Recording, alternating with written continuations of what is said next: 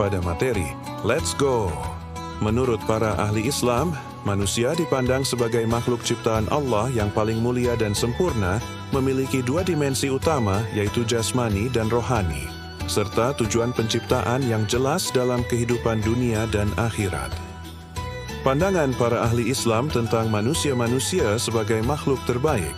Dalam Al-Quran Surat At-Tin ayat 4, Laqad khalaqnal insana fi ahsani taqwim, manusia disebut sebagai makhluk terbaik, yang memiliki keutamaan dan keagungan, namun juga memiliki kelemahan dan kekurangan. Manusia diwajibkan untuk berbuat kebaikan dan amal saleh sebagai wujud kesempurnaan dirinya. Dimensi jasmani dan rohani. Manusia terdiri dari dua unsur utama, jasmani, tubuh fisik, yang berasal dari unsur tanah, dan rohani, jiwa, ruh, yang merupakan substansi imateri yang berasal dari Allah. Roh inilah yang memberikan manusia kemampuan berpikir, akal, dan merasakan, kalbu. Kombinasi antara jasmani dan rohani ini menjadikan manusia makhluk yang unik dan kompleks.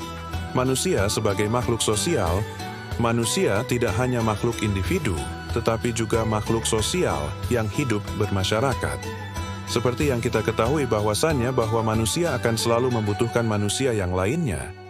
Potensi akal, cipta, rasa, dan karsa, manusia dilengkapi dengan potensi spiritual berupa akal, kemampuan berpikir dan memahami nilai kebenaran, cipta, kemampuan mencipta dan berinovasi, rasa, kemampuan merasakan dan menghargai keindahan, dan karsa, kemampuan berkehendak dan berbuat kebaikan.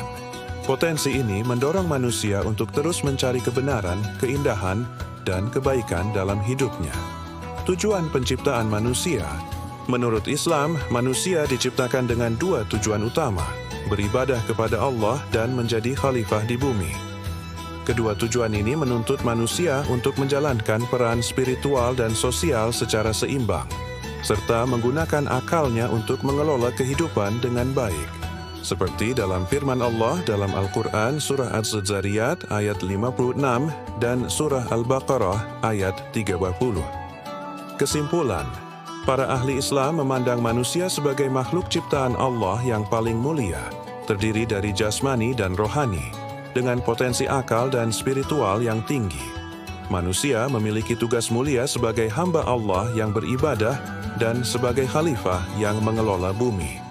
Kesempurnaan manusia terletak pada kemampuan untuk mengembangkan potensi spiritual dan moralnya, serta menjalankan peran sosialnya secara bertanggung jawab.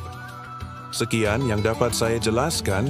Apabila ada kesalahan dalam penulisan ataupun ucapan, mohon dibukakan pintu maaf yang seluas-luasnya. Yang benar datangnya dari Allah dan yang salah datangnya dari saya, karena saya manusia tempatnya salah dan lupa. Ilal liqa. Wassalamualaikum warahmatullahi wabarakatuh.